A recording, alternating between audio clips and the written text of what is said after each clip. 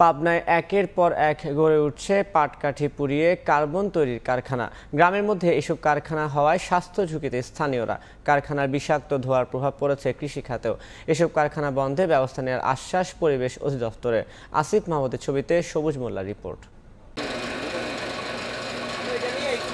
প্রথমে বিভিন্ন জায়গা থেকে পাটশোলা কিনে দিনের বেলায় কারখানায় নিয়ে আসা হয়। সন্ধ্যা নামলেই শুরু হয় পাটশোলা পুড়িয়ে কার্বন তৈরির কর্মযজ্ঞ।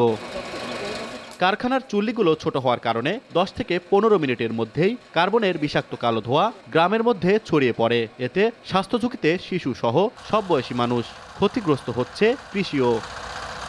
পাবনা সদর, আটঘরিয়া ও বেড়া উপজেলার এসব কারখানার নেই কোনো সরকারি অনুমোদন। প্রশাসনের কয়েক স্তরের কর্মকর্তাদের ম্যানেজ করে চলে কার্যক্রম। কেউ বাধা দিতে গেলে হয়রানি করা হয় বিভিন্নভাবে। দ্রুত এসব কারখানা বন্ধে প্রশাসনের হস্তক্ষেপ কামনা করেছেন স্থানীয়রা।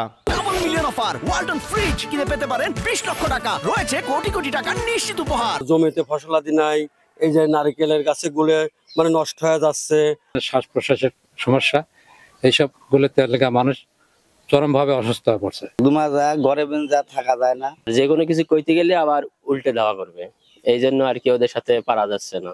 কার্বন তৈরির এসব কারখানার ধোঁয়া স্বাস্থ্যের জন্য ক্ষতিকর বলছেন বিশেষজ্ঞ চিকিৎসক। দ্রুত এগুলো বন্ধে পদক্ষেপ নেওয়ার আশ্বাস পরিবেশ অধিদপ্তরের। কয়লা পোড়ানোর জন্য যে ছাই করা হচ্ছে, এটা পরিবেশের উপরে আসলে মারাত্মক ক্ষতি ফেলে। মানবদেহের জন্য আসলে স্বল্পমেয়াদী এবং দীর্ঘমেয়াদী দুইভাবেই ফুসফুস এবং আরও বিভিন্ন ধরনের ক্ষতি করতে পারে। বায়ু দূষণ নিয়ন্ত্রণ বিধিমালা আছে, এখানে সুস্পষ্টভাবে মোবাইল কোড করার সুযোগ আছে। আমরা যথাযথ আইনি ব্যবস্থা গ্রহণ করব।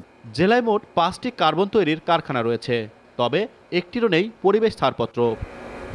সবুজ মোল্লা, সময় সংবাদ, পাবনা।